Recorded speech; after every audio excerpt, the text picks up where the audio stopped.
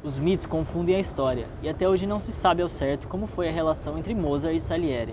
Inspirados pelo tema da inveja que envolve esses personagens, Elias Andreato e Cláudio Fontana estreiam Um Requiem para Antônio, dirigidos por Gabriel Vilela.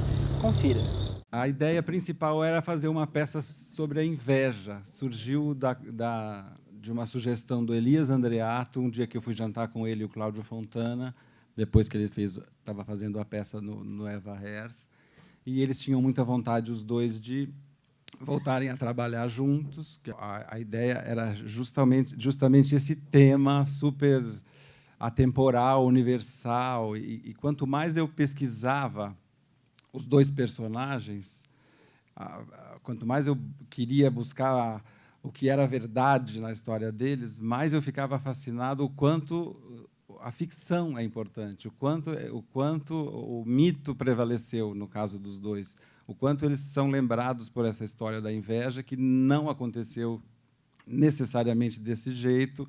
O Salieri era um grande compositor da época dele, famoso, então a ficção carregou muito nas tintas. Então isso para mim foi muito legal. O que prevaleceu foi a lenda. Então se a lenda é mais forte que a verdade, imprima-se a lenda. Esse é um caso típico disso. Porque o mito é importante, e é através do mito que a arte faz o seu papel, né? que ela estimula.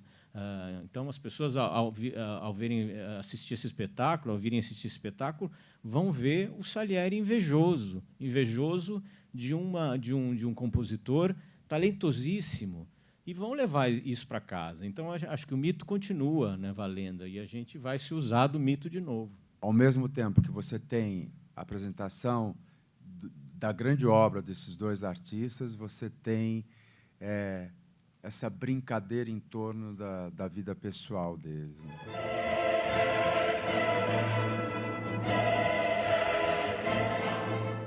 Toda a futilidade, a frivolidade da corte, que está muito presente no texto do Dib, uma discussão entre uma figura tão espartana, tão jesuítica, como o caso histórico do Salieri, e o fato de o Mozart, meio recalcadozinho, não teve nem a passagem da infância para a mocidade, quer dizer, ele nem mudou a voz, que é coisa natural no homem, uma questão hormonal. Então, ele tem uma voz insuportável, historicamente, né, a voz dele era insuportável, uma gargalhada insuportável. E fútil, gostava de sapatos, assim, igualzinho a Imelda Marcos, né? Gostava de muita roupa, de copiar, aprendeu isso na corte inglesa, e fazia questão de muitas roupas, muitas perucas, né? Essa afetação do personagem é posta em cena de uma forma a confrontar com toda a liturgia interna, a experiência espiritual do Salieri. Quando você estuda o espírito brincalhão, o espírito divertido, irresponsável dele, você não consegue linkar com... Você ouve uma sinfonia do Mozart, você não acredita que foi aquele brincalhão, aquele garoto irresponsável que compôs aquilo. O gênero tragicômico é uma fusão fantasia. Se é trágico, não pode ser cômico. Pelo exemplo clássico, né, aristotélico. O lamento trágico desse personagem que, ao morrer, ainda se depara com a lacrimosa do Mozart. Então, nesse aspecto, a gente chamou de tragicomédia. E comédia porque o Dib traz em retalhos, em esquetes, em pedaços, essas afrontas do Mozart para com o Salieri, o embate dos dois, onde um é despudorado, completamente desbocado, né, diz e faz coisas escatológicas que o personagem, em princípio, rechaça, mas gosta.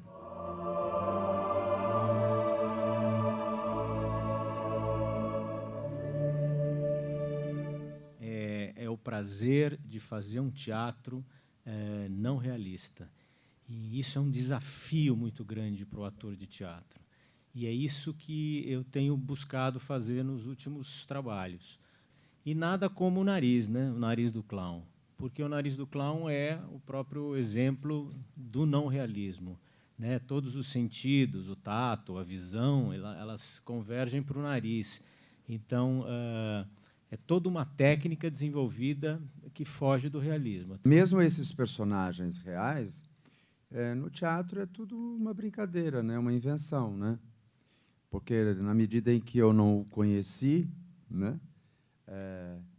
Eu posso construir a partir de uma visão muito pessoal. Então, eu já fiz muitos personagens reais que passaram pelo meu corpinho que não poderiam ter passado.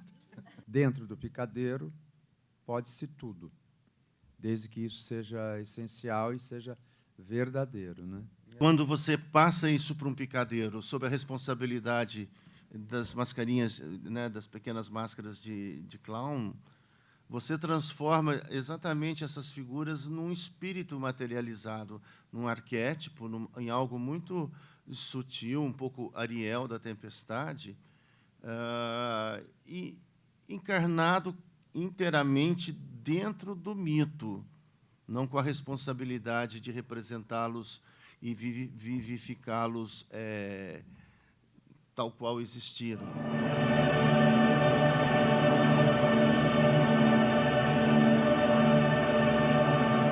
É um espetáculo com uma linguagem extremamente popular, e, apesar de tratar de música clássica, erudita. Então, essa proximidade com os estudantes, acho que é importante para o espetáculo. Foi um casamento muito importante, eu acho, trazer a peça, a PUC, o Tuca, e esse tema, a música clássica, que hoje em dia é tão pouco difundida. Enfim, é uma chance de levar esse tema para os jovens também.